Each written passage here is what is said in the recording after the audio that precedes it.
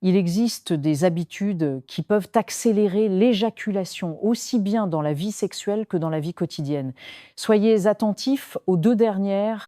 Aujourd'hui, je vous révèle 7 habitudes qui favorisent l'éjaculation rapide, vous rendent éjaculateur précoce ou aggravent ce trouble.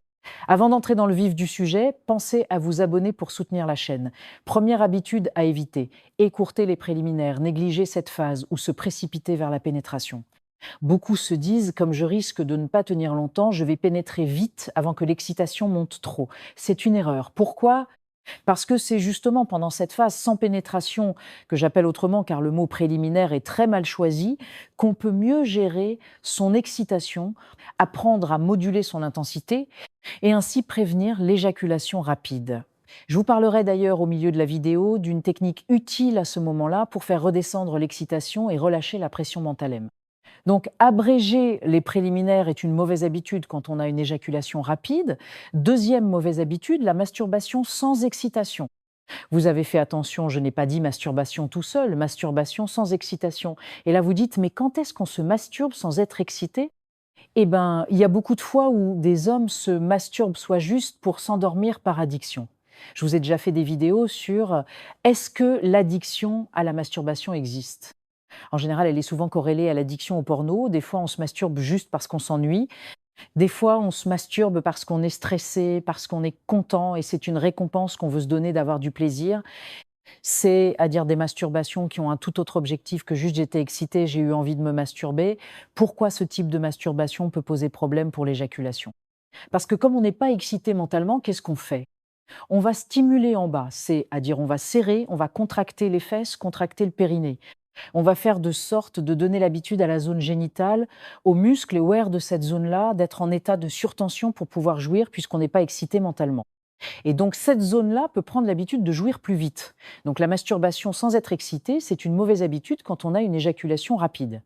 En revanche, la masturbation parce qu'on a une envie, une excitation et pendant cette masturbation, on prend le temps d'apprendre un peu nos zones, nos repères, ce que je ressens, apprendre à décontracter le périnée. Ce type de masturbation, lui, est positif. Le fait d'être concentré à ne pas jouir vite.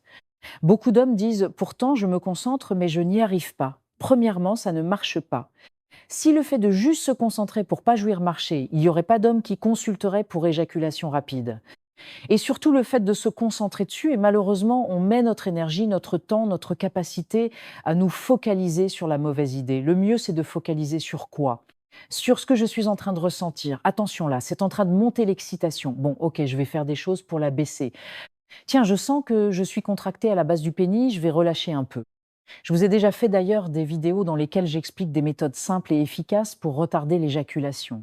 Et parmi ces méthodes, je vous ai parlé d'une que j'ai appelée le coup de frein mental. Je vous en reparle brièvement. On apprend en dehors des rapports sexuels à dire tiens, pendant une minute, je ferme les yeux et je vais juste décrire ce qu'il y a autour de moi. Voilà, en face de moi, il y a une caméra, je suis ravie de vous revoir, autour de moi, il y a mon bureau, il y a le micro. Voilà, deuxième étape, c'est OK, je prends conscience de ce qu'il y a autour de moi et en même temps, je prends conscience qu'en fait, je suis en train de passer un bon moment, tout va bien. Je suis ravie d'être en votre compagnie, je suis content d'ailleurs quand je vous croise des fois, vous me faites signe dans la rue, vous me dites: «Bonjour, c'est toujours un plaisir». Voilà, je prends conscience que je suis en train de parler avec vous et que c'est un moment agréable. Sexuellement, ça donnerait quoi? Ben, je ferme les yeux, je prends du recul, OK, on est, dans tel endroit, il y a ça, ma partenaire, mon partenaire qui est là, je suis en train de passer un bon moment. En fait, c'est cette prise de recul-là suffit pour faire baisser l'excitation et il vaut mieux mettre notre énergie et notre temps à apprendre à faire ce genre de choses plutôt qu'à se dire: «Allez, concentre-toi pour pas jouir». Être sédentaire, ne pas faire d'activité physique. Je vais aller vite là, dessus, parce que l'activité physique régulière, avec un peu d'endurance, un peu de renforcement musculaire est utile pour tout le fonctionnement sexuel sans jamais tomber dans l'excès. En fait, quand on a un problème de maintien de l'érection, par exemple, parce qu'on est trop sédentaire, on a une mauvaise alimentation, on dort mal, l'érection risque de mal se maintenir dans le temps. Or, si l'érection se maintient mal, le cerveau provoque un réflexe qui accélère l'éjaculation parce qu'il a peur de ne pas perdre l'érection avant de jouir. C'est pour ça que quelquefois les médecins sexologues prescrivent des médicaments qui améliorent la qualité de l'érection dans l'objectif de retarder l'éjaculation. Donc tout ce que vous pouvez faire pour soigner votre érection sera utile. Numéro 5, le fait de se dépêcher d'aller uriner quand on sait qu'il n'y a pas grand-chose dans la vessie. Beaucoup d'hommes qui ont une éjaculation rapide ont aussi une vessie qui se contracte de façon un peu excessive, en particulier quand ils ont bu beaucoup de café, quand ils sont en situation de stress ou sans forcément que ça soit du stress négatif. Ils sont en train de gérer beaucoup de choses et cela, ça peut arriver qu'on a envie d'aller uriner et rapidement alors. Donc on sait que la vessie n'est pas pleine. L'erreur serait d'aller se dépêcher uriner. Pourquoi? Parce qu'on se prive d'apprendre à contrôler cette sensation qui vient d'en bas vers notre cerveau, par exemple, et c'est véridique là, par exemple. Je sens que il faudrait que j'aille uriner, mais je me dis, je suis avec vous, je vais attendre 5 à 10 minutes. Je pourrais très bien faire pause, aller uriner et revenir vous voir.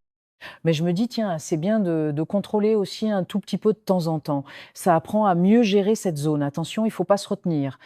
Quand ça fait une journée entière qu'on n'a pas uriné et que la vessie, elle est pleine.